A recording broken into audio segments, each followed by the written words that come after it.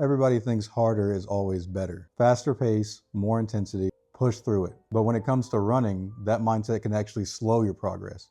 And in skincare, the same mindset is what wrecks a lot of people's skin barriers. Stronger acids, more actives, and my favorite, push through the purge. Same broken logic, two separate areas of your life.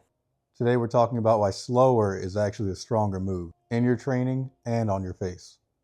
Okay, so break this down for me because I know a lot of people, including myself, aren't too familiar with what zone 2 training is. So can you break that down for us a little bit more? Yeah, so zone 2 is just a heart rate zone. It's roughly 60 to 70% of your max heart rate. It's a pace that's supposed to be so easy that you can hold a conversation, which is why they also call it a conversational pace. Most people, when they try this for the first time, they think this is way too easy. I feel like I'm barely doing anything, but that's the whole point. So basically, it's almost like the opposite of what people think good training is. Exactly. Most people run way too hard, go way too balls to the wall every time they start their runs, and they end up burnt out.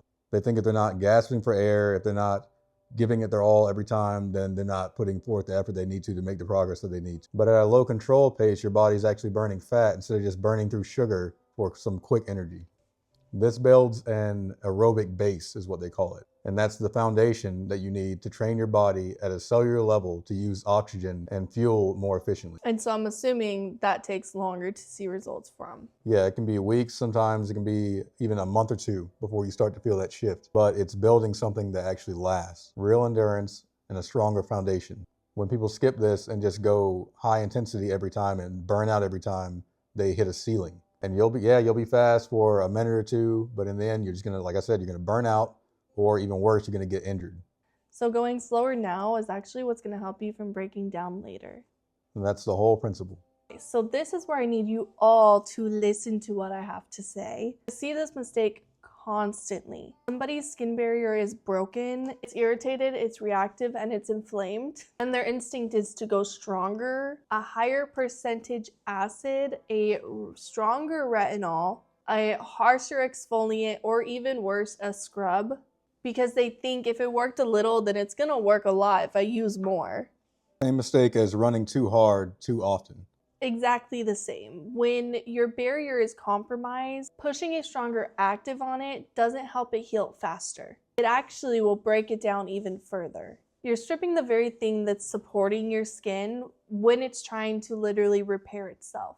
It's like sprinting on a sprained ankle and wondering why it's not getting better. It's just not gonna heal under that kind of stress. Right. In a broken barrier situation, the actual move is to slow everything down and simplify your routine. Lower the actives, focus on gentle and consistent support instead of aggressive correction. It feels like you're doing less, the same as how zone 2 will also make you feel like you're doing less. That's exactly what allows the healing to actually happen. Slow and steady, building something real instead of high and fast and burning out. And that's the whole idea behind my signature framework, HEAL, which is hidden triggers, eliminate, activate, and then lock in. You don't jump straight to activate with the strongest thing that you own. You have to eliminate what's causing the damage first and let the skin actually stabilize before you introduce anything aggressive again. So here's the gist of it in both worlds, skin and fitness. People assume progress has to be difficult in order for it to be working. They think if it's not uncomfortable, if it's not intense, then it's doing nothing for them. And that assumption is actually what causes the damage. Overtraining injuries and broken skin barriers, it's a burnout in both categories. The body doesn't build endurance when it's under constant stress. It builds during the steady, low pressure work and recovery. Same for skin. It doesn't heal while it's being irritated over and over and stripped again and again. It heals when you finally back off and let it stabilize itself. Exactly. Slow isn't weak. It's methodical. It's what works.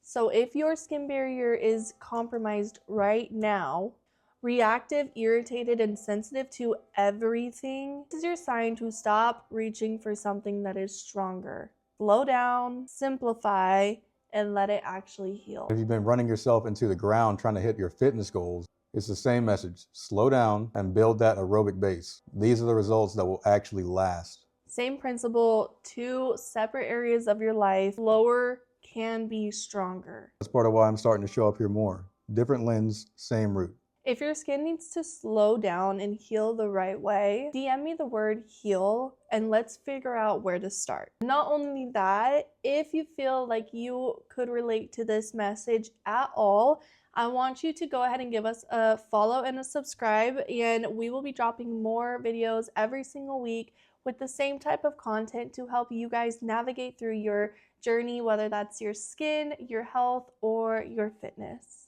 And we will see you there.